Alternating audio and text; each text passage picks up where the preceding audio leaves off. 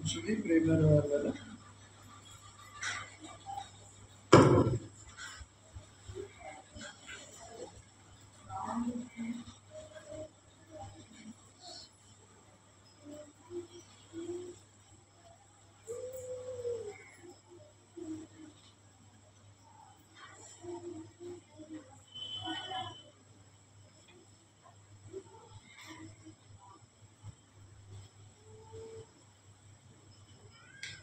Water bottle చదువుకున్నటువంటి లేఖన భాగం నుంచి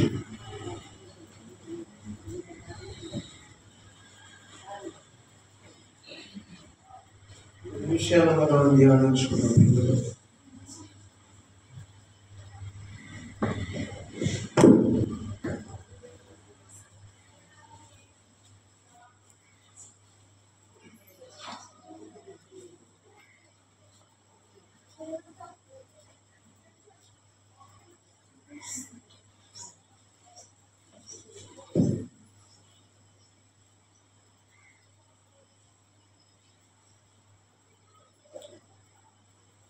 ఇరవై 21వ కీర్తనలో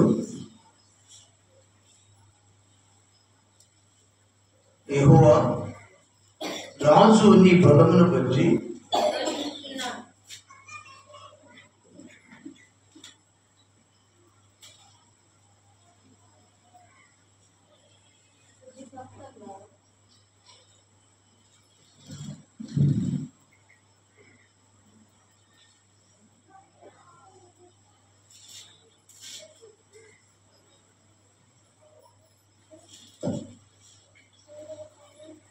రాజు నీ బలమును బట్టి సంతోషించుచున్నాడు,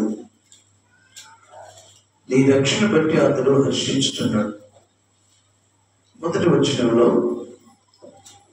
కీర్తనాకారుడు మాట్లాడుతున్నటువంటి శ్రేష్టమైన మాటలు. ఈ కీర్తన రాసిన వారు భక్తుడైనటువంటి దావీదు, మహారాజు అయినటువంటి దావీదు రాసినటువంటి కీర్తన. కీర్తనలు అంటే పాటలనే అర్థం. ఇంతంత పాటలు ఉన్నాయి అన్నమాట. ప్రతి వచనం కూడా పాటలుగా వచ్చిందని అర్థం. ఏదైనా పిల్లల దావీదు పాడిన పాటలను వాటిని కీర్తనలుగా మనకి అందిస్తున్నారు పరిశుద్ధాత్మ. దేవుని బట్టి ఆయన ఏమంటున్నాడంటే, రాజు నీ బలమును బట్టి సంతోషించుచున్నాడు. రెండవది, నీ రక్షణ బట్టి అతడు హర్షించుచున్నాడు. కాబట్టి పిల్లల రాజు అంటే దావీదన, ఆయన సంతోషిస్తున్నాడు. ఎవరిని బట్టి సంతోషిస్తున్నాడు? దేనిని బట్టి సంతోషిస్తున్నాడు అంటే, నీ బలమును బట్టి అతడు సంతోషం. దేవుని యొక్క బలాన్ని బట్టంట దావీదు సంతోషిస్తాడు. దేవుని యొక్క బలము ఎంతటిది? ఆయన బలశాలి, ఆయన శక్తి అంతా. ఎంతటి బలవంతుడు దేవుడు అంటే, ఆయన లాంటి బలవంతుడు లేని కదా. ఎంతటి బలవంతుడు ఆయన? భూలోకంలో ఆయన లాంటి బలశాలి ఎవరు లేదు, ఆయన లాంటి దేవుడు లేడు. కాబట్టి ఆయనకి ఆయనే సాటి. ఆయనకి ఎవరు సాటి? నీకు సాటి లేరెవరు యేసయ్యా, నిన్ను పోలిన వారెవరు యేసయ్యా. నీకు సాటి లేరెవరు యేసయ్యా, నిన్ను పోలిన వారెవరు యేసయ్యా.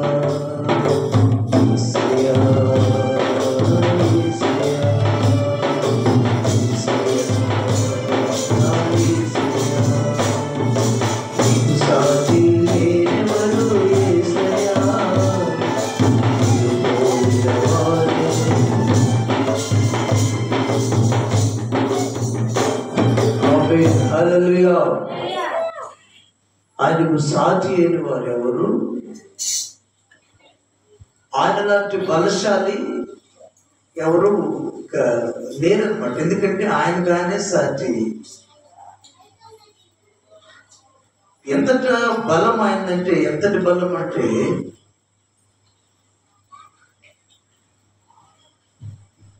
మాటతో సమస్త సృష్టిని కలిగి చేసినటువంటి బలం అని. మాటతో చేశాడంట, సమస్తాన్ని కలుగు చేశాడంట. ఆయన వాక్కులోనే బలం, ఆయన మాటలోనే కదా. ఎంతటి బలవంతుడు! ఎవరైనా మాటతో ఎవరైనా చేయగలుగుతారు సృష్టిని? ఎవరు చేయగలరు? మాటతోనే సృష్టిని కలుగు చేసిన బలశాలి, మట్టికి జీవాన్ని పోసిన బలవంతుడు. మట్టి మానవునికి ఏం చేసిందంట? మట్టిని ఒక బొమ్మలాగా చేసి ఆ బొమ్మకి ఏం చేశాడంటే తన యొక్క ప్రాణాన్ని పోసాడు, ఆత్మను పొందాడు. కాబట్టి ఆయనలాగా చేయగలిగిన వారు ఎవరు? కాబట్టి ఆయననే సాటి. ఆయనకి ఎవరు కూడా ఇక సాటి లేరు, పోటీ రారు. కాబట్టి ప్రభునందు ప్రియమైన వాళ్ళరా, ఆయన బలాన్ని బట్టి, ఇంకా ఆయన బలం ఎలాంటిది? తన పిల్లల ముందు సముద్రం ఎదురొచ్చిందంట. నిర్గమాకాండంలో చదవండి. నిర్గమాకాండం, సముద్రం ఎదురొచ్చిందంట తన పిల్లలకు, దాన్ని ఆయన చీల్చిన బలశాలి. దేవుని స్తోత్రం.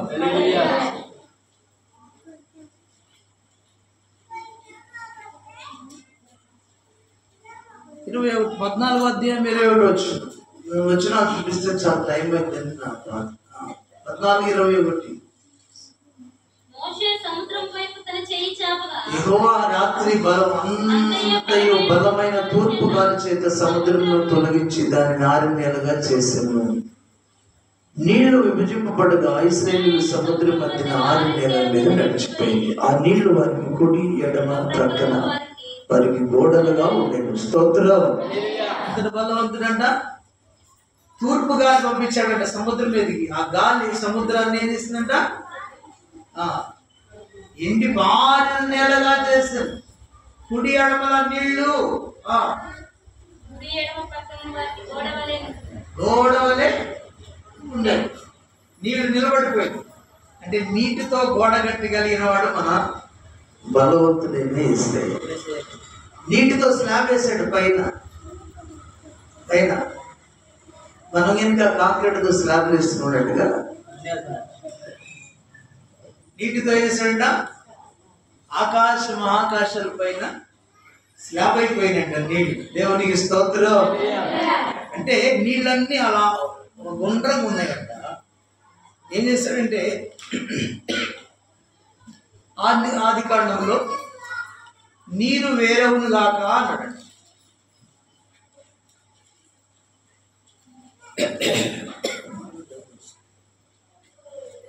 తొమ్మిదో వచ్చిన మొదటి అధ్యాయం ఆది కాండం మొదటి అధ్యాయం 6 క్షమించు. జలముల మధ్య ఒక విశాలము కలుగును గాక. ఆ జలములను ఈ జలములను వేరుపరచును గాక అని పలికింది. దేవుడు ఆకాశము విశాలమును చేసి, ఆ విశాలము చేసి, విశాలము క్రింది జలములు, విశాలము పైన జలములు వేరుపరచగా ఆ ప్రకారమై దేవుడు ఆ విశాలమునకు ఆకాశములని పేరు పెట్టు. సమస్తమును ఉదయమును అస్తమయమును ఉదయమును కలుగా 2వ దినమా. అంటే జలాలను వేరుపరచడట. వాటన్నింటిని అక్కడ కూర్చోబెట్ట.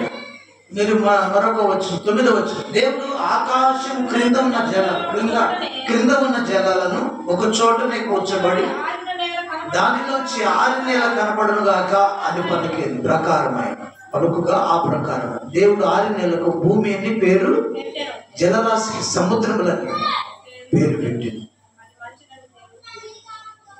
జలాలను వేరు చేసి పైకి పంపించాడు. కొన్ని జలాలు క్రింద ఉన్నాయి. అర్థమైందా? జలాలంటే నీరు అన్నమాట.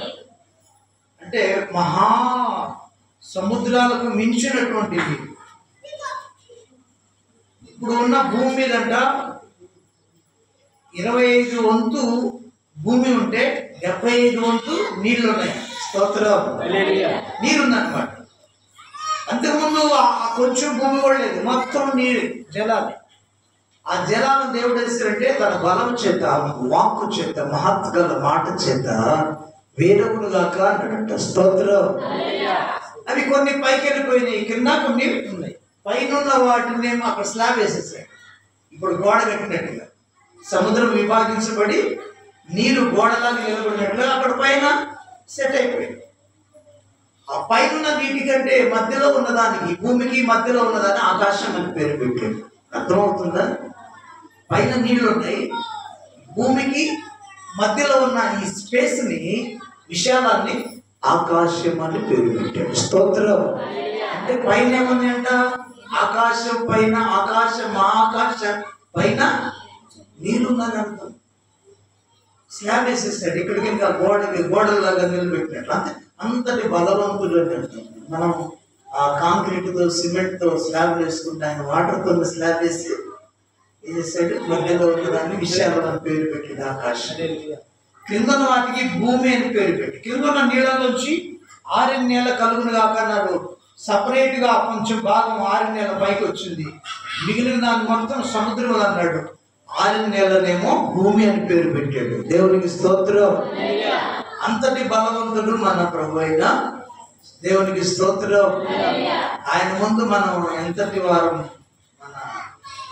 మన బలం ఎంతటిది, మన జ్ఞానం ఎంతటిది, మనం ఏ పార్టీ వారు, దేంట్లో సాటిరాము మానవుడు.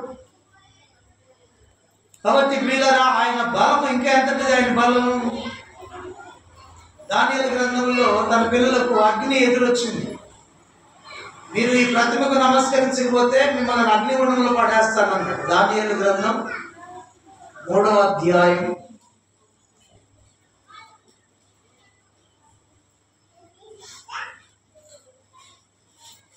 14వ వచనం. నా దేవతను పూజించట్లేదని, నేను నిలబెట్టిన బంగారు ప్రతిమకు నమస్కరించలేదని నాకు వినబడలేదు. నిజమా? బాగా పిల్లల గ్రోమి, పెద్ద వీణ, వీనెస్, సింఫోనియను, విపంచికను, సకల విధములకు వాద్యతలను మీకు వినిన సమయంలో సాగిలపడి నేను చేయించిన ప్రతిభకు నమస్కరించుట సిద్ధముగా ఉండి ఎడల సరే, మీరు నమస్కరింపని ఎడల తక్షణమే మండుచున్న వేడిమి గల అగ్నిగుండములు మీరు వేయబడుతుంది. నా చేతుల్లో మిమ్మల్ని విడిపించగల దేవుడు ఎక్కడ ఉన్నాడు? దేవునికి స్తోత్రం. షడ్రక్ మేషక్ అబేద్నెగో రాజుతో ఇలాగ చెప్పారు, నెబుకద్నెజర్, ఇందును గూర్చి నీకు ప్రత్యుత్తరం ఇవ్వాలన్న చింతమాకలేదు. మేము సేవించుతున్న దేవుడు మండుచున్న వేడిమి గల ఈ అగ్నిగుండం నుంచి మమ్మల్ని రక్షించుటకు సమర్థుడు. ఆయన నీ వశమున పడకుండా ఆయన మమ్మల్ని రక్షించు. ఒకవేళ ఆయన రక్షింపకపోయినా రాజా, నీ దేవతలు మేము పూజింపమని నీవు నిలువబెట్టించిన బంగారు ప్రతిమకు నమస్కరింపమని తెలుసుకోను. దేవునికి స్తోత్రం. ఇంతటి ప్రమాదం తన పిల్లలకు వచ్చిన రాజుగారి కోపం ఎక్కువైపోయింది. 7 అంతలుగా చేశాడు అగ్నిగుండాన్ని. అగ్నిలో వాళ్ళని పడవేశాడు. అగ్నిలో పడవేసిన తర్వాత పడవేసిన వారు చచ్చిపోయారు, విసిరేసిన వాళ్ళు. లోపల ఉన్న వారు మాత్రం అగ్నిలో తిరుగుతా ఉన్నారు. స్తోత్రం. అగ్నిలో తిరుగుతూ ఉన్నారు. వారితో పాటు దేవుడు కూడా వాళ్ళకి వచ్చేసాడు, వాళ్ళు అగ్నిలోకి వచ్చేసాడు. అంటే అగ్ని బలమును చల్లార్చి తన పిల్లలను కాపాడిన బలశాలి మన దేవుడు. దేవుడికి స్తోత్రం. అగ్ని బలాన్ని చల్లార్చగలిగిన సమర్థుడికి ఎవరు? ఎంత బలవంతుడు అంటాం. మరి అగ్ని బలాన్ని చల్లార్చాడు. అగ్నినే, దాని బలాన్ని చల్లార్చి దానిలో వాళ్ళు ఆహ్లాదకరంగా పాటలు పాడుతూ తిరుగుతున్నారు. రాజుగారు చూసాడు, ఇంటి మనం ముగ్గురు వేస్తే 4 కనిపిస్తున్నారు అగ్నిగుండంలో. దేవతల రూపం కనపడుతుంది 4వ వారిని. ఆయన భయపడిపోయాడు. అప్పుడు అంటాడు, మహోన్నతుని సేవకులారా, మహోన్నతుని దేవుని సేవకులారా బయటికి రండి అంటున్నాడు రాజుగారు. అప్పుడు దాకా వాళ్ళని ఎలాంటి వాళ్ళు మనుషులు అనుకున్నారు, ఏం చేయలేరు అనుకున్నాడు. వీళ్ళ దేవుడు కూడా, ఏ దేవుడు కూడా నేను మిమ్మల్ని రక్షించలేడు నా చేతిలోంచి అని భీకరాలు పలికేడు. కానీ వీళ్ళని అతను రక్షించిన తర్వాత, దేవుడు రక్షించిన తర్వాత మహోన్నతుడైన దేవుని సేవకులారా అంటారు. కాబట్టి మనం కూడా మహోన్నతుని దేవుని సేవకులు కావాలంటే అగ్నిలో ఉండాల్సింది. అగ్ని చేత కాల్చబడాల్సింది. మనము దేవుని సేవకులము, దేవుని పిల్లలము అవ్వాలంటే అగ్ని ఉండాల్సిందే. అగ్నిలో ఉంటేనే నిన్ను నీ దగ్గరకు వచ్చి కాపాడుతాడు. అగ్ని లాంటి శ్రమలు వచ్చినప్పుడు అప్పుడు నీవు కూడా పుట్టవేయబడి అగ్ని మహోన్నతుని దేవుని సేవకులరా, దేవుని పిల్లలరా అని మనం సంబోధించబడగలుగుతాం. సేవకులు కూడా అగ్ని లాంటి శ్రమలే చాలా అవసరం. ఎందుకంటే అగ్ని లాంటి శ్రమలు వచ్చినప్పుడు, అంతటి కష్టం వచ్చినప్పుడు దేవుడు మనకి తోడుగా వస్తాడు. స్తోత్రం. అగ్నిలో వేసినప్పుడు దేవుడు వచ్చాడా రాలేదా? వచ్చాడా? వాళ్ళ ముగ్గురిని అగ్ని గుండంలో వేశారు, దేవుడు వెంటనే వచ్చాడు. అంటే ఆయనకు కాపాడాలంటే కాపాడగలడు, కాల్చివేయాలంటే ఆయన ఇష్టం. అది ఇట్ ఇస్ గాడ్స్ విల్. దేవుని ఇష్టం అది.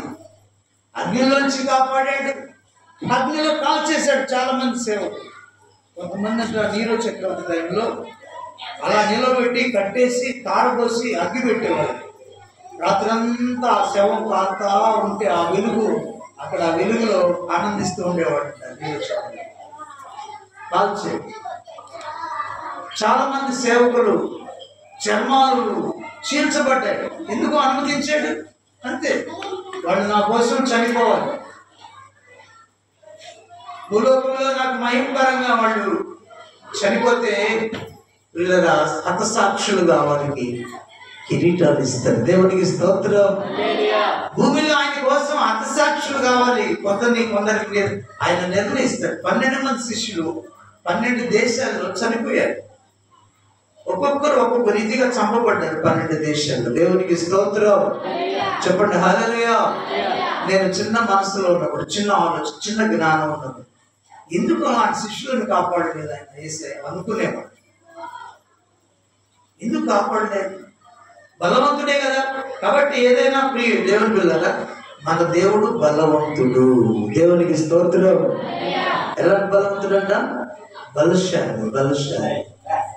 ఈ విధంగా రక్షించడానికి సమర్థుడైన దేవుడే దేవుడు అంటాడు. 3వ అధ్యాయం 28వ వచనం. 3:28-29 దానియేలు గ్రంథం.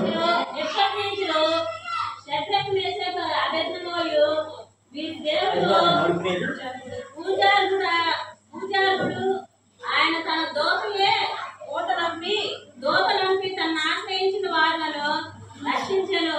వారు తమ దేవునికి వీరి దేవుడే పూజారుడు. మన యేసయ్యే ఏంటంట? పూజనీయుడు. కీర్తనీయుడా, పూజనీయుడా, స్తుతులకు నీవే యోగ్యుడవు. యేసయ్యా యేసయ్యా యేసయ్యా నా యేసయ్యా, కీర్తనీయుడా, పూజనీయుడా, స్తుతులకు నీవే యోగ్యుడవు. చెప్పండి, స్తుతులకు నీవే యోగ్యుడవు. యేసయ్యా యేసయ్యా యేసయ్యా నా యేసయ్యా. చెప్పండి, యేసయ్యా నా యేసయ్యా, కీర్తనీయుడా.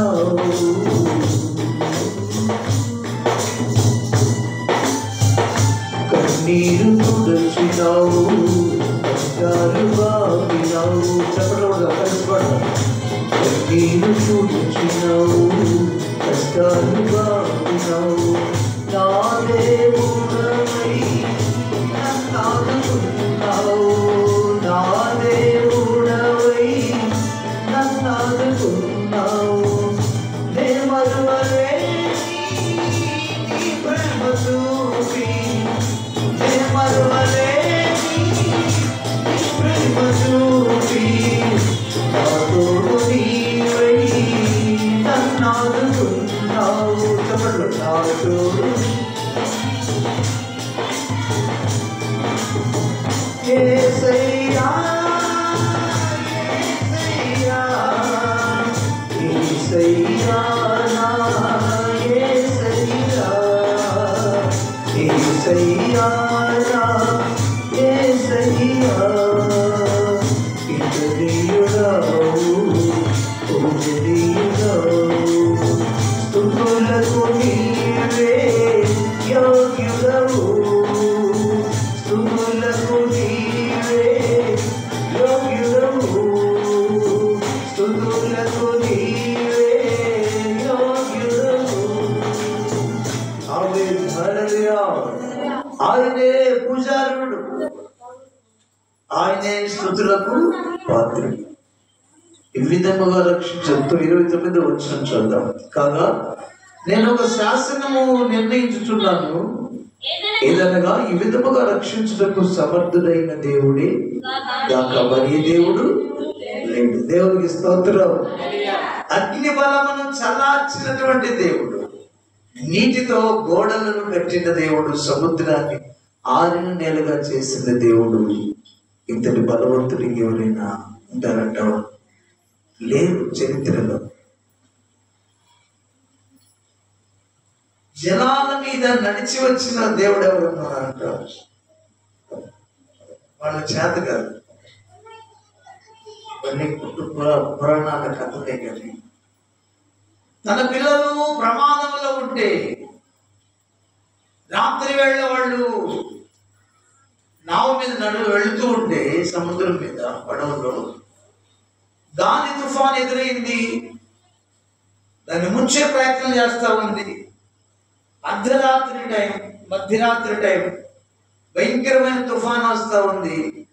ఆ తుఫానులో తన పిల్లలు చనిపోయే పరిస్థితికి వచ్చారు.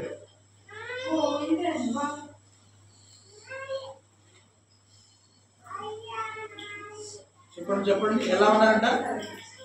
చనిపోయేటువంటి పరిస్థితికి వచ్చారు. తుఫాన్ ముంచేయాలని ప్రయత్నం చేస్తాం. గాలి తుఫాను నావను ముంచే ప్రయత్నం చేస్తా ఉన్నాయి. ఆ రాత్రిలో ఎవరు కాపాడుతారు? ఈయన అద్దరిన ఉండి ప్రార్థన చేసుకుంటా ఉన్నాడు యేసయ్య. ప్రార్థన చేసుకుంటా ఉంటే ప్రార్థనలో ఆయనకి పిల్లలు పడుతున్న శ్రమ అంతా కనిపిస్తా ఉంది. ఆ కష్టం అదిగా ఎవరు కాపాడలేని పరిస్థితి. ఆ టైంలో సముద్రంలో ఎవరైనా కాపాడతారమ్మా? అది సముద్రం, ఎవరు కాపాడలేరు. అంత ప్రేమ కలిగిన తండ్రి ఏం చేశారంట? సముద్రం మీద నడుచుకుంటూ తన పిల్లల దగ్గరికి వచ్చాడు. చదవండి ఆ మాటలు. సముద్రం మీద నడుచుకుంటూ ఆయన తన పిల్లలను కాపాడడానికి ఎంత బలవంతుడు అంటూ. సముద్రమే నీరే ఆయనకు త్రోవనిచ్చింది. మత్తయి సువార్త 14వ అధ్యాయం 23 నుంచి 25, 28 వరకు. త్వరగా మత్తయి సువార్త 14వ అధ్యాయం చదువు. ఏం ఎంత పడుతున్నారు లేదా చదివేవాళ్ళు? ఏకాంతముగా కొండ ఎక్కెను, సాయంకాలమైనప్పుడు ఒంటరిగా ఉండగా దానికి దూరంగా ఉండగా గాలి ఎదురైనందున అలల చేత కొట్టబడుచుండెను. 4వ జామున సముద్రం మీద నడుచు వారి వద్దకు వచ్చెను. సముద్రం మీద నడుచుక శిష్యులు చూచి తొందరపడి భూతమని కేకలు వేసి, యేసు ధైర్యము తెచ్చుకొనుడి, నేనే భయపడకూడని వారితో చెప్పాను. చాలా చాలా. యోహాను సువార్త 6వ అధ్యాయం 16వ వచనం చదవండి. యోహాను సువార్త ఇవే మాటలు ఉంటాయి. ఒకసారి సాయంకాలమైనప్పుడు ఆ. ఆయన శిష్యులు సముద్రం నద్దకు వెళ్ళి సముద్రం నద్దకు దోణి ఎక్కి సముద్రపు దగ్గర ఉన్న ఆ. కపెర్నహూమునకు పోవచ్చుండిరి. అంతలో చీకటైన గాని ఆ. యేసు వారి యొద్దకు ఇంకనూ రాలేదు. ఆ. అప్పుడు పెద్ద గాలి విసురుగా సముద్రం పొంగుచుండెను. ఆ. వారు ఇంచుమించు 2 కొసల దూరం దోణి నడిచిన తర్వాత యేసు సముద్రం మీద నడుచుచు తమ దోణి దగ్గరకు వచ్చి చూచి యేసు సముద్రం మీద నడుచు తన దోణి యొద్దకు వచ్చుట భయపడినా. అయితే ఆయన నేనే భయపడునని వారితో చెప్పాను. నేనే భయపడునని వారితో చెప్పాను. కనుక ఆయనని దోణి మీద ఎక్కించుకొనుటకు వారు ఇష్టపడి వెంటనే ఆ దోణి వారు వెలుచున్న ప్రదేశముకు చేరెను. చాలు. కాబట్టి ప్రభునందు ప్రియమైన వాళ్ళగా ఎంతటి బలవంతుడు అంటారు. సముద్రం మీద నడవగలిగిన ఆయన. మీరు నడుస్తారనుకోండి కదా, అందుకే ఎవరు మాట్లాడలేదు. దేవునికి స్తోత్రం. ఎంతటి బలవంతుడు అంటారు. సముద్రం మీద ఎవరైనా నడవగలుగుతారా? మీరు నడుస్తారా? ఎవరు నడవలేదు. అసలు సముద్రం ఎలా ఆయనకి త్రోవనిచ్చింది? నీది ఎలాగా ఆయన నడవగలిగిన మార్గంగా గట్టిగా మారింది? అంతటి బలవంతుడు. అంటే యేసయ్య వస్తుంటే సృష్టికర్త వస్తున్నాడు కాబట్టి సముద్రము నీరులాగా లిక్విడ్ కాకుండా హార్డ్ అయిపోయింది, త్రోవగా మారిపోయింది. చక్కగా నడుచుకుంటూ తన పిల్లల దగ్గరికి వచ్చాడు, తన పిల్లలను కాపాడాడు. ఆపద నుంచి కాపాడు. ఎవరు కూడా సముద్ర మధ్యలో రాత్రి వేళ కాపాడగలిగిన వారు ఎవరు లేరు. కానీ తన పిల్లలు చనిపోయే పరిస్థితి, నశించిపోయే పరిస్థితికి వచ్చినప్పుడు పిల్లరా ఆయన సముద్రం మీద నడుచుకుంటూ వారిని కాపాడటానికి వచ్చినటువంటి గొప్ప శక్తిమంతుడు, బలవంతుడు యేసయ్య. దేవునికి స్తోత్రం. ఇలా చెప్పుకుంటూ పోతే ఎన్నో ఆయన యొక్క బలం ముందు మనం వివరించడానికి సమయం చాలు. ఎంత బలవంతుడు, ఎంతటి బలవంతుడు ఆయన. ఎన్నో ఉదాహరణలు ఎగ్జాంపుల్స్ ఉన్నాయండి బైబిల్. అంతటి బలవంతుడు యేసయ్య. కాబట్టి రాజు గారంట దేవుని యొక్క బలాన్ని బట్టి సంతోషిస్తూ ఉంటాడంట. మరి ఈ రోజు మనం ప్రశ్న వేసుకున్నావు, నువ్వు ఎవరి బలాన్ని బట్టి నువ్వు ఆనందిస్తున్నావు?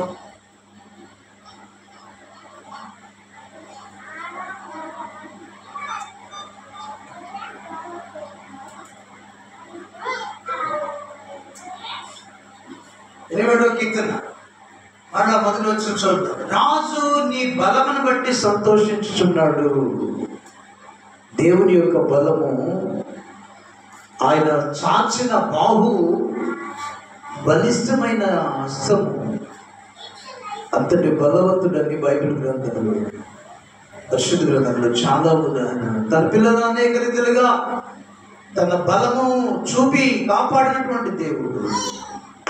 ఆయన బలవంతుడే కాకుండా ఆయన పిల్లలు కూడా బలవంతులుగా చేశాడు. ఏంటమ్మా? ఆయన బలవంతుడే కాకుండా ఆయన పిల్లలను కూడా బలవంతులుగా చేశాడు. ఆయన నమ్ముకున్న పిల్లలు. సంసోన్ ఎంత బలవంతుడిగా మారాడు కదా. సంసోన్ దగ్గర కంట ఒక సింహం వచ్చిందంట. ఆయన మార్గంలో వెళుతున్నప్పుడు సింహం వస్తే ఆ సింహాన్ని పట్టుకొని నా వైపు చూడండి.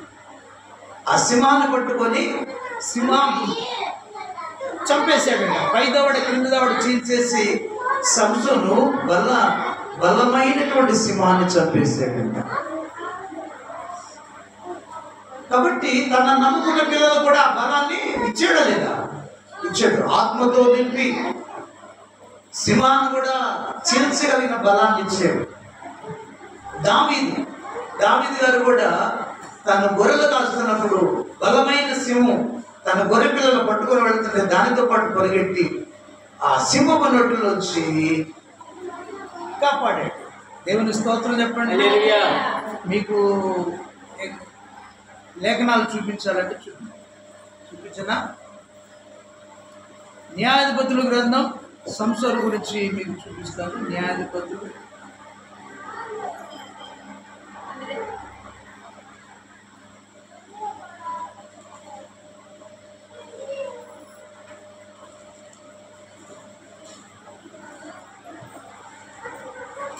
న్యాయాధిపతుల గ్రంథం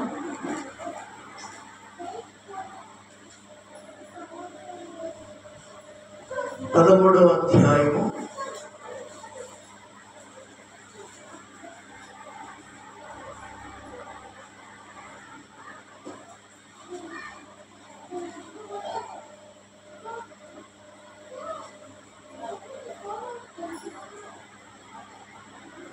14వ న్యాయాధిపతుల గ్రంథం 14వ అధ్యాయం 5వ వచనం. అప్పుడు సంసోను తన తల్లిదండ్రులతో కూడా తిమ్మనాకు పోయి తిమ్మనాకు ద్రాక్ష తోటల వరకు వచ్చినప్పుడు కొదమ సింహం అతని ఎదురికి గొప్పరించుచూ వచ్చింది. యెహోవా ఆత్మ అతనిని ప్రేరేపింపగా అతని చేతిలో ఏమీ లేకపోయినను ఒకడు మేక పిల్లను చీల్చినట్టు అతడు దానిని తాను చేసినది తన తండ్రితో నేను తల్లిదండ్రులను చెప్పలేదు.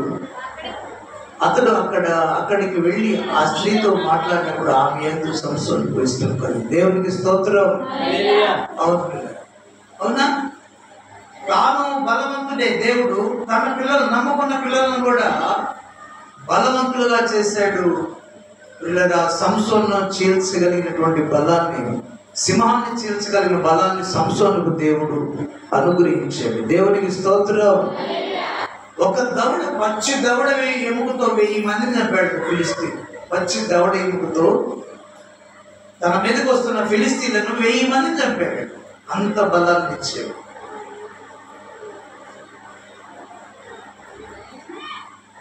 చివరి దినాల్లో కూడా సంసోను తన యొక్క కృపను, దేవుని యొక్క కృపను ఎడలేసుకున్నాడు. పాపం చేసి ఫిలిస్తీన్లు వచ్చి పట్టుకున్నారు. దాగోను గుడిలో కట్టేశారు. కళ్ళు కారపడిచారు. సంసోను తిరగల విసిరివాడిగా చేశారు. తమ దేవతకి పండుగ చేయాలని ఆ రోజు అతన్ని బలి ఇవ్వాలని ప్రయత్నం చేస్తున్నారు. కట్టేశారు 2 స్తంభాలు. అప్పుడు పశ్చాత్తాపడ్డాడు సంసోనయ్య, నన్ను ఒక్కసారి జ్ఞాపకం చేసుకుని నన్ను క్షమించు. చిన్న ప్రార్థన చేశాడు. నేను పొరపడ్డాను, నీ కృపను కాలదనుకున్నాను కాబట్టి ఫిలిస్తీన్లు నన్ను పట్టుకున్నారు. ఏనాడు కూడా నీ బలం నన్ను ఎడబాయికి మునుపు నీ ఆత్మచేత నన్ను నింపినప్పుడు నన్ను ఎవరు కూడా పట్టుకోలేకపోయారు. నేను ఎప్పుడైతే పొరపాటు చేశానో ఆ పొరపాటు వల్ల నీవు నాకు దూరమయ్యావు, ఎడమైపోయావు. కాబట్టి నన్ను ఫిలిస్తీన్ మట్టివాడిగా మారాను. ఫిలిస్తీన్ పట్టుకు వెళ్ళారు, నన్ను కట్టేశారు, కళ్ళు కారపడిచారు. నేను వారికి పెట్టిన బాధలన్నింటికి నా మీద ఇలాగ కొట్టి కళ్ళు కారపడిచి నన్ను దాగోను దేవతలు మళ్ళీ వాళ్ళని కట్టేశారు. ఈ ఒక్కసారి నన్ను జ్ఞాపకం తీసుకేస్తే అని చిన్న ప్రార్థన చేశాడు. స్తోత్రం. చెప్పండి హల్లెలూయా. చిన్న ప్రార్థన చేస్తారంట. దేవుని ఆత్మ మళ్ళా సంసోను మీద దిగి వచ్చాడు. దేవుని ఆత్మ వచ్చాడు. ఆ పండుగ చేయాలని, ఆచరించాలని, చంపాలని వాళ్ళందరూ కూడా చాలా మంది వచ్చి ఆ గుడి నిండా చాలా మంది చూడటానికి వచ్చారంట. అప్పుడు ప్రార్థన విని దేవుడు ఆత్మతో నింపినప్పుడు ఆ స్తంభాన్ని ఈ స్తంభాన్ని అలా పట్టుకొని ఆ పెద్ద గుడిని అలా స్తంభాలని కదిలించి పడగొట్టానికి ఆ గుడంతా పడిపోయి అక్కడ ఉన్నటువంటి 3000 మంది చెప్పారు. దేవునికి స్తోత్రం. ఒక్కడు 3000 మందిని చంపగలిగాడు. తన పిల్లలకు ఆపదలో పశ్చాత్తాపడితే, పాపాలు ఒప్పుకుంటే, విడిచిపెడితే, క్షమించమని ప్రార్థన చేస్తే మరలా తన ఆత్మనిచ్చి బలాన్నిచ్చి అంతమందిని చెప్పగలిగాడు. దేవునికి స్తోత్రం. కాబట్టి ప్రభునందు ప్రియమైన వాళ్ళగా తన బలాన్ని తన పిల్లలకు కూడా అనుగ్రహించాడు. దావీదు కూడా అదే రీతిగా లేఖనాలు ఉన్నాయి. సమూయేలు గ్రంథంలో మనం చూస్తే తన గొర్రెపిల్లను కాపాడుకున్నాడు. సింహాన్ని చీల్చివేసి తోడేలు వచ్చింది, తోడేలు కూడా చీల్చేశాడు. తన గొర్రెపిల్లను కాపాడుకున్నాడు. ఆ రీతిగా తన పిల్లలకు కూడా బలాన్ని ఇచ్చినటువంటి వాడు మన దేవుడు. దేవుని స్తోత్రం. ఆయన బలవంతుడు కాబట్టి ఆ బలాన్ని మనకి ఇచ్చాడు, తన పిల్లలకి ఇచ్చాడు. మనకిస్తే మనం చంపుతామని భయం లేదు, మంచివాడిని చంపుతామని. అందుకే మనకి స్తోత్రం. చెప్పండి హల్లెలూయా. కాబట్టి ప్రియులరా, కాబట్టి రాజు నీ బలాన్ని బట్టి ఆయన సంతోషించుచున్నాడు. దావీదు దేవుని యొక్క బలాన్ని బట్టి ఆయనకున్న బలాన్ని బట్టి ధైర్యం తెచ్చుకోండి కదా. శిష్యులు ఏమన్నాడు? ధైర్యం తెచ్చుకోండి నేనే అని శిష్యులతో అన్నప్పుడు వాళ్ళు ఆ భయం, మరణ భయం తప్పించుకున్నారు. ఆయనను ఓడలోకి చేర్చుకున్నాడు. కాబట్టి తన పిల్లలను కాపాడిన వాడు మన ప్రభు అంత బలవంతుడు. ఇంకా ఎన్నో ఉదాహరణలు ఉన్నాయి. ఆయన యొక్క గొప్ప బలం ముందు మానవుని యొక్క బలం గుర్తుడు ఏ పాటిది. ఆయనలాగా సాధ్య అయిన వారు లేరు, ఆయనలాగా సముడైనటువంటి వారు ఎవరు లేరు. కాబట్టి బలాన్ని బట్టి దావీదు దేవుని యొక్క బలాన్ని బట్టి ధైర్యం తెచ్చుకొని శత్రువులు ఎంతమంది వచ్చినా కదా,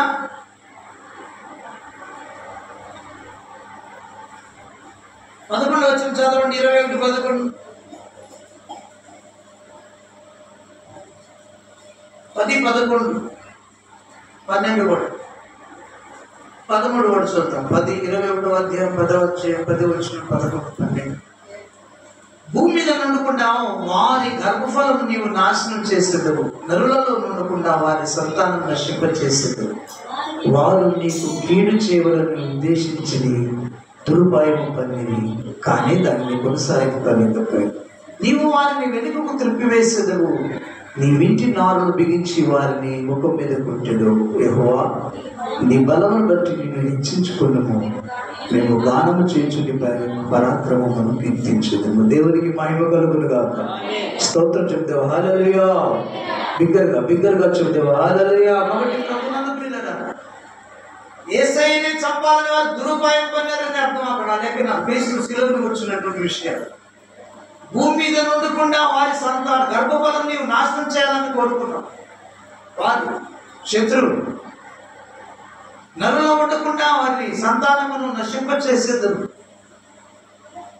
అని కీర్తనగాడు కాలేదు. భూమి మీద ఉండకుండా వారి గర్భఫలమును నీవు నాశనం చేసేదవు, నరులలో ఉండకుండా వారి సంతానం నశింపచేయదు. ఎందుకంటే వారు నీకు కీడు చేయాలని ఉద్దేశించి దురుపాయము పనిని, కానీ దానిని కొనసాగింపలేకపోయాయి.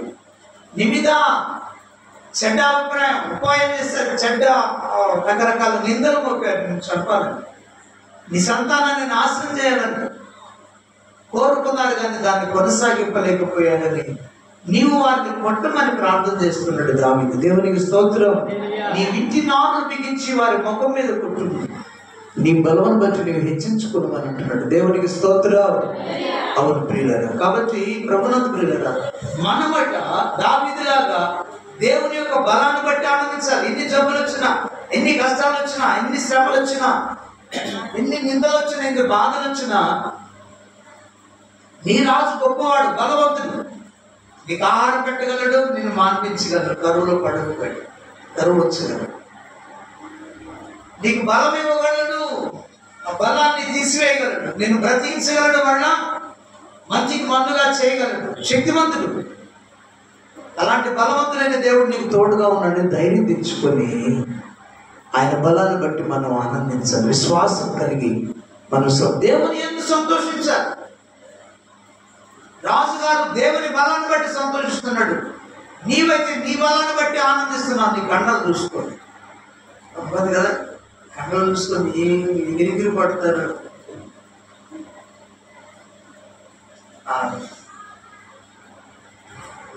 ఎవరు డబ్బులని యూట్యూబ్లో కనబడతాం, కొట్టుకుంటా ఉంటాం.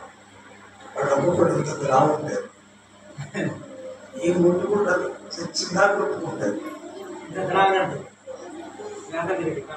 బలాన్ని బట్టి అతిశయిస్తున్నారు, వాడుకున్న బలాన్ని బట్టి. ఎవరు నా దగ్గరికి రాలేడని విరవీగుతూ ఉంటారు. కాబట్టి పిల్లగా నీ బలాన్ని బట్టి నువ్వు ఆనందిస్తున్నావు, నీ ధనాన్ని బట్టి నువ్వు ఆనందిస్తావు, నీకున్నటువంటి అందాన్ని బట్టి నువ్వు ఆనందిస్తున్నావు, నీకున్న బలగాన్ని బట్టి ఆనందిస్తున్నావు, కానీ దేవుడిలో నీ ఆనందం.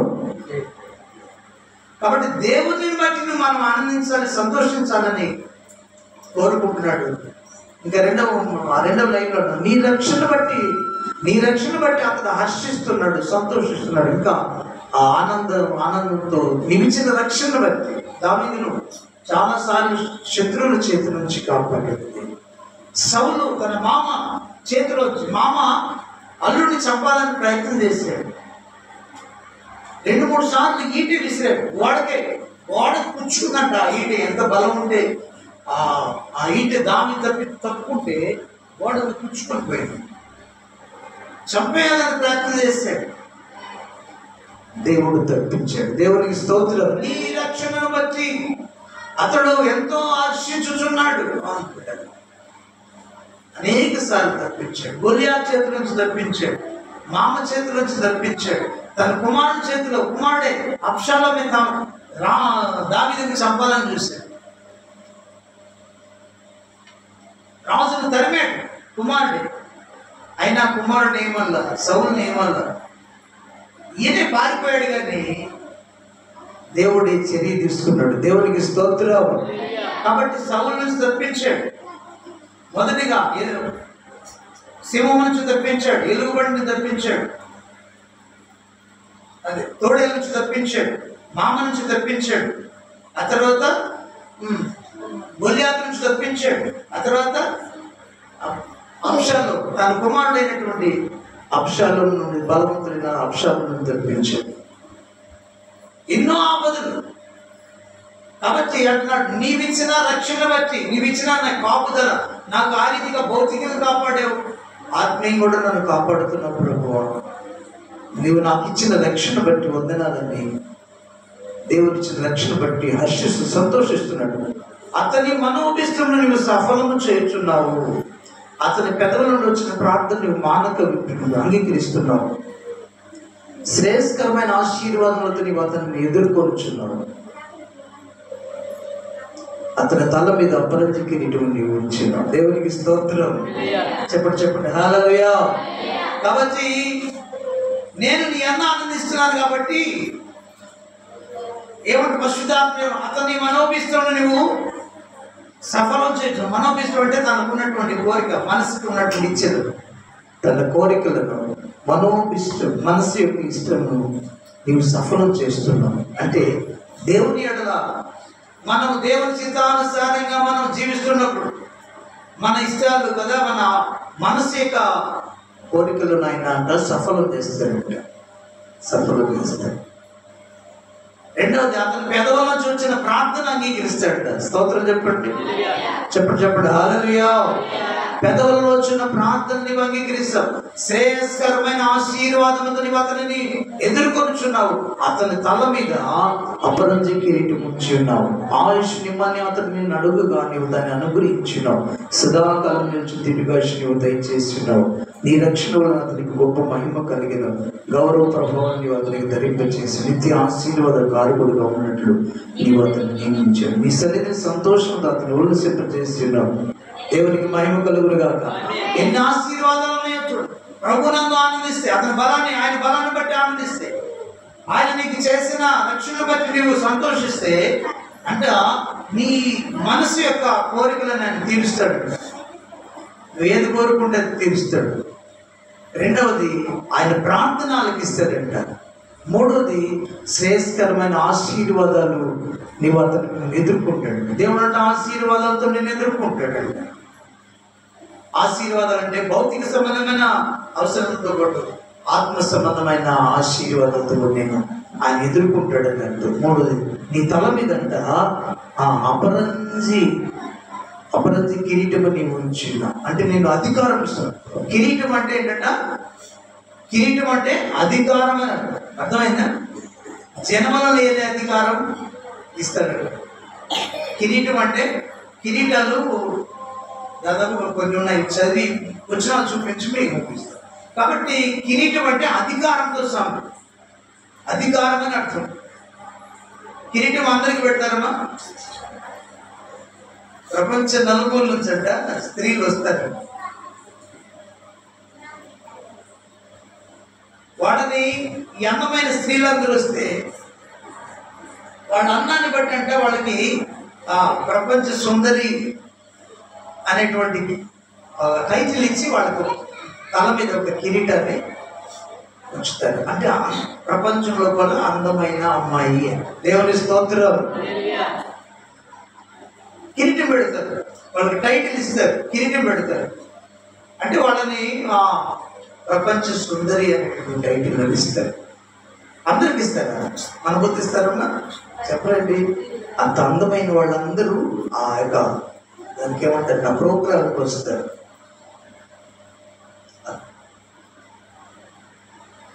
సెలెక్ట్ చేస్తారన్నమాట. మంచి అందమైన వాళ్ళని సెలెక్ట్ చేసి వాళ్ళకి కొన్ని క్విజ్లు పెట్టి తర్వాత వాళ్ళకి ఆ కిరీటాన్ని ఇస్తారు. ఆ తర్వాత దేవుడు రాజుగా నిర్ణయించిన దావీదు తల మీద కిరీటం పెట్టి, అంటే రాజ్యం మీద అధికారం ఇస్తూ కిరీటాన్ని ధరింపజేశాడు. అంటే రాజ్యానికి రాజు అని ఉదాహరణ. దేవునికి స్తోత్రం, ఎగ్జాంపుల్ అన్నమాట. కాబట్టి ఆయన కిరీటం అంటే అధికారం అని అర్థం. ఎప్పుడు ఇస్తాడంట? నువ్వు దేవుని బట్టి దేవుడు ఇచ్చే రక్షణ మీద ఆనందిస్తూ ఉంటే నీ మనోభిష్టాన్ని సఫలపరుస్తాడంట, నీ ప్రార్థన వింటాడంట, ఆశీర్వాదాలు ఇస్తాడంట, ఆశీర్వాదాలతో పాటు అధికారం ఇస్తాడంట. దేవునికి స్తోత్రం. ఆశీర్వాదాలతో పాటు ఏమిస్తాడంట? కిరీటం, అపరంజి కిరీటం. అపరంజి అంటే బంగారము, వెండి వాటన్నిటికంటే విలువైంది అపరంజి. అపరంజి కిరీటం ఇస్తాడు, అంటే అధికారం ఇస్తాడంట, ఆయుష్ని ఇస్తాడంట. ఆ తర్వాత రక్షణతో, గౌరవ ప్రభావంతో నిత్య ఆశీర్వాద కారకుడు, అనేకులకు ఆశీర్వాదాన్ని అందించేవాడుగా కూడా నేను ఉంచుతాడండి. ఇవి ఆశీర్వాదం. దేవునికి స్తోత్రం. చెప్పండి హల్లెలూయా. కాబట్టి గమనించండి, నువ్వు ఎప్పుడైతే ప్రభువుని నమ్ముకొని ఆయన బలాన్ని బట్టి ఆనందిస్తుంటావో, ఎన్ని వచ్చినా నీవు ఆయన యొక్క బలాన్ని ఆశ్రయించి ఆనందిస్తూ ఉంటావు, ఆయన ఇచ్చే రక్షణ బట్టి నువ్వు హర్షిస్తూ ఉంటావు, అప్పుడు నీ మనసు యొక్క కోరికలను ఆయన సిద్ధింపచేస్తాడంట. రెండవది, నువ్వు చేసే ప్రార్థన ఆయన ఆలపిస్తాడంట. మూడవది, ఆశీర్వాదాలతో నేను ఎదుర్కొంటాడంట. నాలుగవది, నీ తల మీద కిరీటం ఉంచుతాడు, అంటే అధికారం నీకు ఇస్తాడంట. జన్మం లేని అధికారం ఇస్తాడు. దేవునికి స్తోత్రం. చెప్పండి హల్లెలూయా. ఆ తర్వాత దీర్ఘాయుష్ని ఇస్తాడంట. ఆ తర్వాత పిల్లగా నీవే అనేకులకు ఆశ్చర్యకరంగా చేస్తాడంట. దేవునికి స్తోత్రం. చెప్పండి. ఇప్పుడు నేను అడుగుతాను, చెప్తారా మీరు? చెప్పినట్టు ఎన్ని ఆశీర్వాదాలు చెప్పాడు. నీ మనసు మార్చుకొని నీ ప్రభువును రక్షకుడిగా అంగీకరించి ఆయన ఇచ్చే రక్షణను పొందుకుంటే, ఆయన బలాన్ని బట్టి, ఆయన బట్టి నీవు సంతోషిస్తూ ఉంటే, ఆయనలో ఆనందిస్తాడు. క్రీస్తునందు ప్రభునందు ఆనందించుడే అంటాడు పౌలు గారు. మనం సినిమాల్లో ఆనందిస్తున్నాం, లోకంలో ఆనందిస్తున్నాం, లోకంలో బలంలో ఆనందిస్తున్నాం, ధనంలో ఆనందిస్తున్నాం. కానీ నీవైతే దేవుని యొక్క బలం, యేసయ్య యొక్క బలంలో నువ్వు ఆనందిస్తే, ఆయన ఇచ్చే రక్షణ వచ్చి నువ్వు హర్షిస్తూ ఉంటే, నీ మనసు యొక్క కోరికలను సిద్ధిస్తాడు, ఆయన అనుగ్రహిస్తాడు. నీ మనోభిస్తాడు అంటాడు. మనసు యొక్క ఇచ్ఛలను ఆయన తీరుస్తాడు. రెండవది, నీ ప్రార్థన ఆలకిస్తాడు. మూడవది, గొప్ప ఆశీర్వాదాలతో నేను ఎదుర్కొంటాడంట ఆయన. నాలుగవది ఆశీర్వాదంతో పాటు అపరంజి కిరీటం, అధికారం కూడా నీకు ఇస్తాడంట. రకరకాల అధికారం, అపరంజి కిరీటం నీ తల మీద, ఆయుష్కాలం ఇస్తాడంట. ఐదవది. తర్వాత ఆరవది, నీవు అనేకులకు ఆశీర్వాదకరంగా ఉంచుతాడంట. దేవునికి స్తోత్రం. కాబట్టి ప్రియులారా, మనం ప్రభునందు ఆనందించే బిడ్డలుగా ఉండాలని కోరుకుందాం. ప్రభునందు ఆనందిస్తాం, ఆయన బలాన్ని బట్టి ఆనందిస్తాం, ఆయన మహిమను బట్టి ఆనందించాలి, ఆయన గొప్పతనాన్ని బట్టి మనం సంతోషిస్తాం, ఆయన ఇచ్చే రక్షణ బట్టి హర్షిద్దాం. హర్షణ అంటే నవ్వుకోవటం. దేవునికి స్తోత్రం. చెప్పండి. వీళ్ళరా, ఒకటి కిరీటం అంటే అధికారం అని అర్థం. 4 కిరీటాలు చూపించి, వచనాలు చూపించి నేను ముగిస్తాను. ఇప్పుడు టైం చాలా దాటింది. ప్రకటన గ్రంథం చూడండి, ఎవరికి ఇస్తాడో కిరీటాలు ఒకసారి చూద్దాం. కిరీటాలు ఒకసారి చూడండి.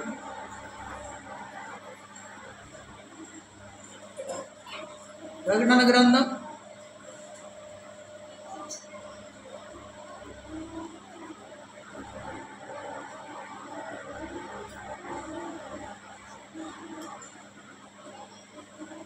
2వ అధ్యాయం 10వ వచనం.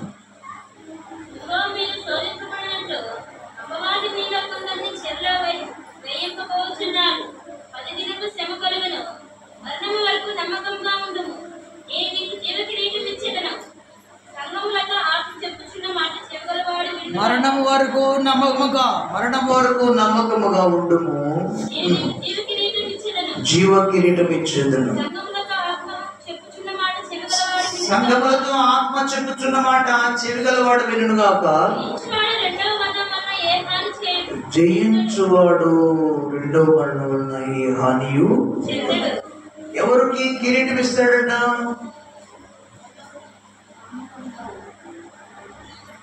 జయించే వారికంట. లోకాన్ని, శరీరాన్ని, శరీరాశలను యోహాను పత్రిక 2వ అధ్యాయం 15-16 వచనాలలో లోకములో ఉన్నదంత శరీరాశ, నేత్రాశ, జీవకుడము. వీటిని జయిస్తే మనకు దేవుడంట జీవ కిరీటం ఇస్తాడంట. దేవునికి స్తోత్రం. చదవండి హల్లెలూయా. గట్టి చదవండి హల్లెలూయా. చూద్దాం. నీ శ్రమను నీ దరిద్రత నేను ఎరుగును, అయినను నీ ధనంతటే తాము యూదులమని చెప్పుకున్న యూదులు కాక తాము సాతాను సమాజపవారున నీకు కలుగు దూషణ నేను ఎరుగుదును. నీవు పొందబోవు శ్రమలకు భయపడకుము. ఇదిగో మీరు శోధింపబడినట్లు అపవాది మీలో కొందరిని చెరలో వేయించబోచున్నాడు. 10 దినములు శ్రమ కలుగును, మరణం వరకు నమ్మకముగా ఉండుము, నేను జీవ కిరీటం ఇచ్చాను. దేవునికి స్తోత్రం. దేనిని జయించాలి ఇక్కడ సంఘం అంటే? శ్రమను జయించాలి. అపవాదులు, దుష్టుల వల్ల వచ్చే నిందలు, బాధలు, శ్రమలు, ఏ విధమైన శ్రమ వచ్చినా నీవు క్రీస్తు నిమిత్తం అది గొప్ప భాగ్యమని ఎంచుకొని ఆ శ్రమలను నువ్వు జయిస్తే దేవుడు అంట నీకు జీవ కిరీటం ఇస్తాడంట. జయిస్తేనే.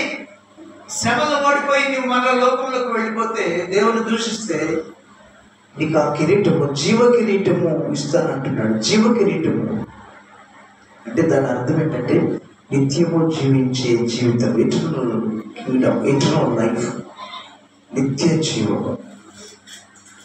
జీవ కిరీటం అంటే జీవ ప్లస్ కిరీటం, జీవముతో కూడిన కిరీటం అంటే అధికారముతో కూడా, నిత్యము జీవింపజేసే అధికారముతో కూడిన అధికారము అని అర్థం. నిత్యము జీవము అంటే లైఫ్, కిరీటం అంటే అధికారం, ఎప్పుడు జీవించే జీవితం అనే నిత్య జీవం. యోహాను పత్రిక 2వ అధ్యాయం 2:25 వచనంలో ఆ మాటను ఒకసారి చూడండి. యోహాను పత్రిక 2వ అధ్యాయం 25 వచనం. త్వరగా ఇది లేకపోతుంది. నిత్య జీవము అనుగ్రహించునన్నది తానే మనకు చేసిన వాగ్దానము. నిత్య జీవము, నిత్య జీవం, ఎటర్నల్ లైఫ్ అన్నమాట. ఎప్పుడూ జీవించే ఆ నిత్య జీవానికి ఎండింగ్ ఉండదు, అంటే మరణం ఉండదు అన్నట్టు. అలానే జీవ కిరీటం అంటే పిల్లరా లైఫ్ లాంగ్ ఇంకా నీకు మరణ వేదనలు ఉండవు, తండ్రితో కూడా నిత్యత్వములో జీవిస్తూనే ఉంటావు. అది జీవ కిరీటం అని అర్థం. దేవునికి స్తోత్రం. చెప్పండి హల్లెలూయా. జయిస్తేనే ఇస్తానంటున్నాడు. ప్రకటన గ్రంథంలో 2వ అధ్యాయంలో 27 వచనం సార్ 2:27.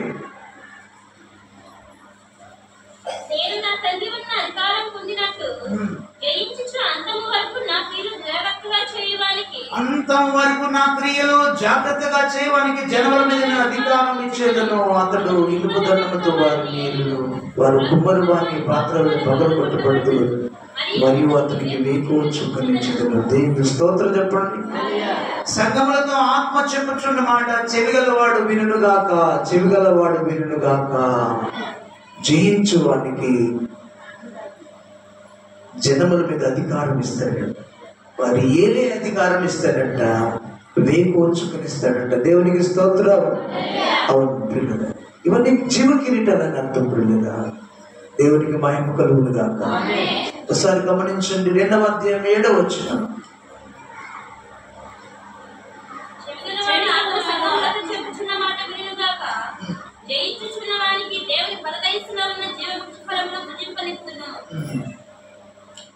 జీవవృక్ష ఫలాలు భుజింపనిస్తున్నాం. ఈ సంఘానికి అంటున్న మాట ఆయన, జయించువానికి జీవవృక్ష ఫలాలు భుజింపనిస్తాను. దేన్ని జయించాలి సంఘం అంటే?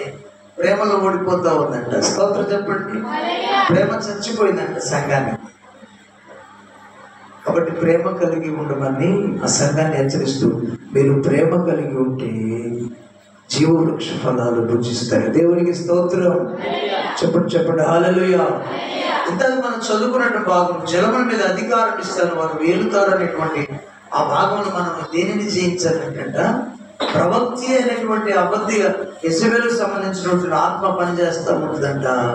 యెజబెలు స్త్రీని ఉండనిస్తున్నావు, ప్రవక్తి అనే యెజబెలు స్త్రీని ఉండనిస్తున్నావు, దాన్ని నమ్మొద్దు అని అంటున్నాడు.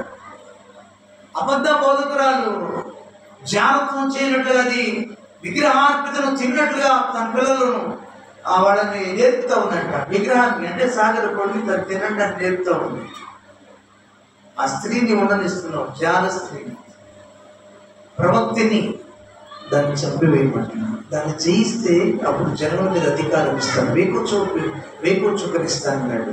ఈ రీతిగా మనం గమనించుకుంటూ పోతే పిల్లరా, ఇవన్నీ దేవుడిచ్చే కిరీటాలు అన్నారు. దేవుడికి స్తోత్రం చెప్పండి, చెప్పండి చెప్పండి. హల్లెలూయా. యాకోబు పత్రిక మరొక కిరీటం చూద్దాం. యాకోబు రాసినటువంటి పత్రిక ప్రక్కనే లెఫ్ట్ లోనే ఉంటుంది. యాకోబు పత్రిక 4 పేజీలు అవసరం. 12వ అధ్యాయము 1వ అధ్యాయం 12వ వచనం. 12వ వచనం. శోధన సహించువాడు ధన్యుడు, వాడు శోధనకు నిలిచిన వాడే.